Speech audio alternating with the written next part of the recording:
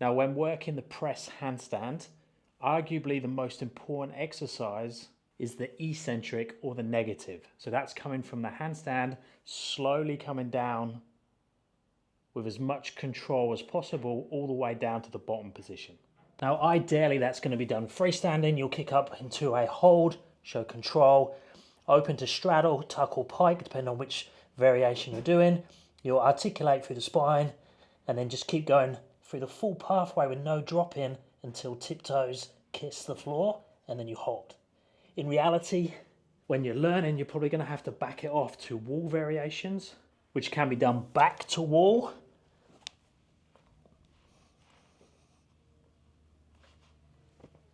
or chest to wall. And I'm going to go through both of these variations and also the freestanding variation in this video today, because we need to make sure when we're doing it that we're doing it correctly, that's going to carry over as much as possible to the concentric movement, the up.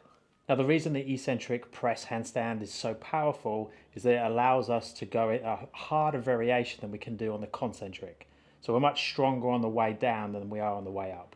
Now, there is some great ways to train the concentric. So you could do things like jumps where I'm using momentum to fill the gaps where I can't do the press yet.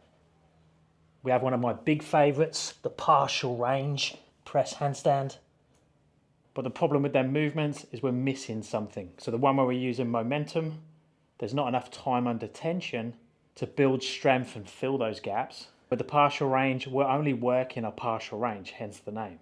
So if you are working those fantastic drills, we also need to work the eccentric. So in all the press handstand programs that I write, I always include an eccentric. We just need to get the level correct for your current ability. And that's another great thing about the exercise, is there's actually an assessment as well. So we're just going to look for gaps, areas where we drop through the movement. So if you're doing the freestanding version, you might be able to hold the handstand and come down slowly to this point. But then if you drop there, we know that we're missing this part and we need to fill this gap. That's where we're going to have to move to the wall. And then we can do that same assessment again. So I'm going to try the chest to wall version.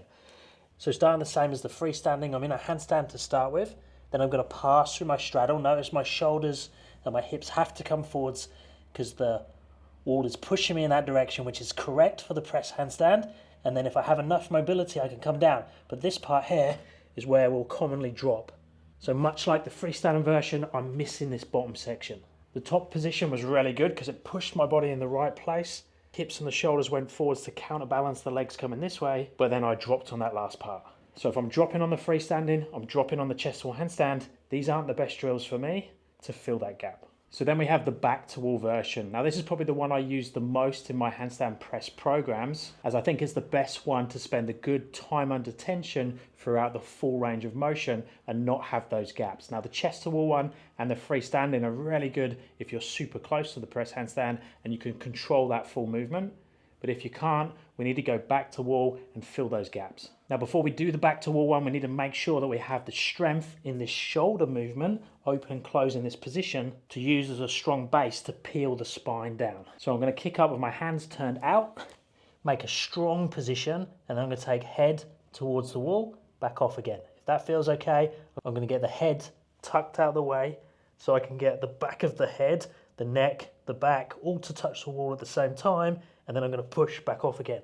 What we need to make sure is that we're not collapsing into this void. We want to make sure that we've got a strong position all the time. I want to be able to come on and off there for repetitions and also go into the wall and push up and away. So I'm pushing into the wall in this direction. I don't want to be sinking down in that direction. Now I can make that easier or harder by taking the hands further away from the wall. Now it's easier from a mobility strength point of view if my hands are closer, but that's going to make the peeling down and staying on the wall much harder because I'm easily going to topple off that position. Now, depending on our mobility in our hips and our legs, it's going to affect how we come down. Spinal mobility is also going to play a part, and the best way to do it is test it first. Go against the wall, make sure you're in that strong position, bring the legs out to the side, pass through the straddle, keep pushing up and away. Now, when I get to this point here, my low back is starting to push into the wall, so I'm trying to round the spine. What we don't want to happen is that. So I want to be coming away from the wall. I want to be sticking the butt, the low back into the wall, then the mid back, then the upper back. The feet come in towards the floor, kiss the floor and hold, and then come back out. So for me, that was a really good repetition because I went all the way down with control. I kept pushing into the wall, peeling off segment by segment as I came down, and then I kissed the toes very lightly to the floor. Now, if your mobility isn't so good or you're very mobile, what happens is you might go into these type of positions and then you have a big gap here, or you just stay very rigid and then you just come off the wall like this. So it's gonna look more like this and you're gonna get stuck on the wall, and then when you do come off, you're gonna come off like that. So all of your body falls away from the wall and then you just can't come down with control. So one thing that really helps with that is if you bring the knees in, go into more of a ball, you can roll through the position and keep your legs this direction and not that direction. So as I come down, I'll use a little bit more of a frog tuck position, which helps to roll through the spine, and do exactly the same. And then at the bottom, straighten the legs to touch and come back out. Now, if it's still too hard, I can move the hands a little bit further away, but be careful we don't get too far away. Keep those hands turned out as it starts to really push a lot of pressure into the wrist. So you might find there's a bit of conditioning there that needs to happen. Now, the downside of that one is we're really using the wall. There's a lot of energy pushing into the wall, and that's not going to carry over so well to the freestanding. So as soon as we start to get that quite comfortably, we want to keep assessing the freestanding version, but we can also make this one more like the freestanding by stacking and only using the wall as a target to touch as we come down.